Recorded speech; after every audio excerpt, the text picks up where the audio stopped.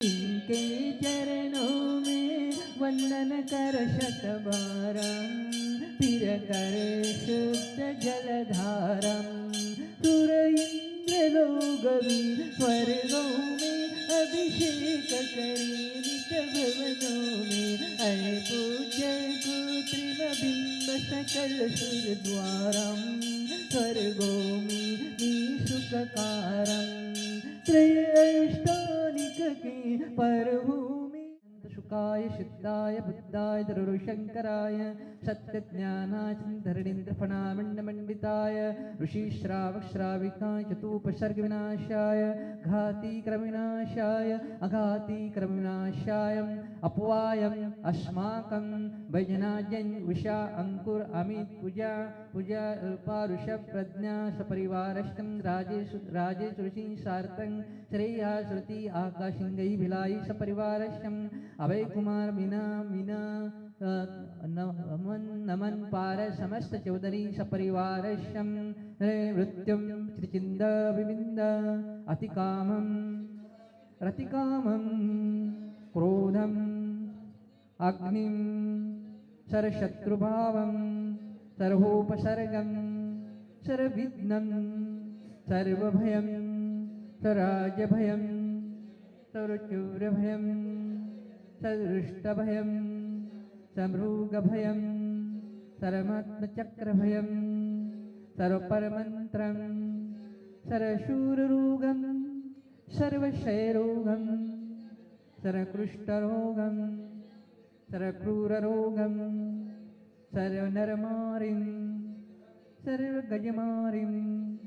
सर्वाक्षमारिं सर्वगोमारिं सर्वमहिषमारिं। तीर्थंकर महावीर के वंशज कौन, इस विषय पर जब चर्चा चली तो एक श्वेतांबरी भूषण शाह ने एक पुस्तक निबद्ध कर डाली कि भूषण शाह लिखते हैं कि वीर के वंशज कौन।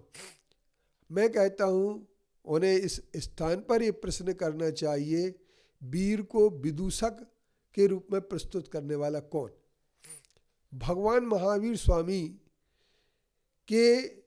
चरित्र को, उनके आचरण को, उनके लिए देवदूष्य के से संयुक्त करने के लिए जो उन्होंने प्रयास किया है, और उन्होंने यह कहा है कि जैनों के समस्त शास्त्रों में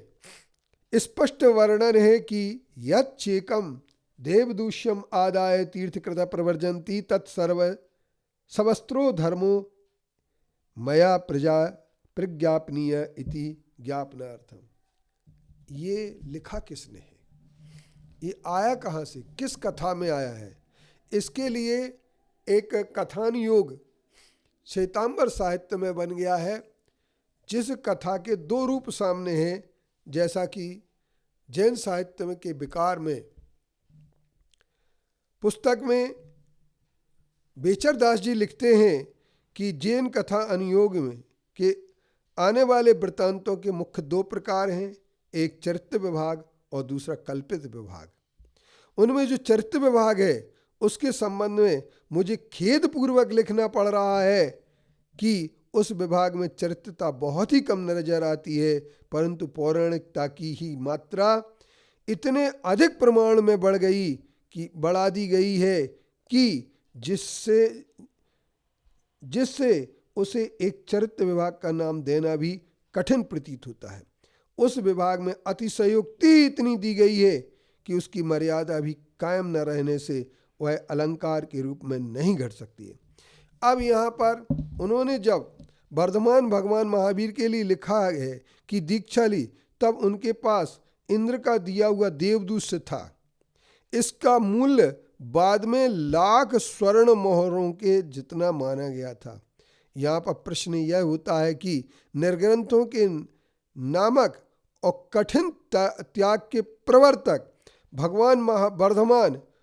जिनके मुख्य शिष्य सुधर्म ने और जम्बू ने यह संदेश दिया कि भगवान वर्धमान ने टूटा फूटा या उतारा हुआ वस्त्र वैभिक कारण पड़ने पर रखने की अनुमति दर्शाई है। ऐसा समर्थ त्यागी ज्ञाति पुरुष के जीवन में यह देवदूष वाली बात कितनी संगत हो सकती है। इस तरीके से बेचरदास जी जब ये बात लिखते हैं, पंडित बेचरदास जी यद्यपि श्वेतांबर मूर्ति पूजक रहे हैं और जिनका अभी भी अहमदाबाद में मुझे 2 सितंबर 2005 में उनके भवन में जाकर के प्रवचन करने का मौका मिला था और पर्यूषण प्रारंभ हुआ था, तभी उसी दिन हमने प्रवचन किया था। तब मैं ये कह सकता हूँ कि बेचरदास जी ने जिस अपनी भावना और जिस अपने समाज सुधार की दृष्टि से इस कथा अनुयोग को उन्होंने कल्पित चरित्र के रूप में विभाजित किया है,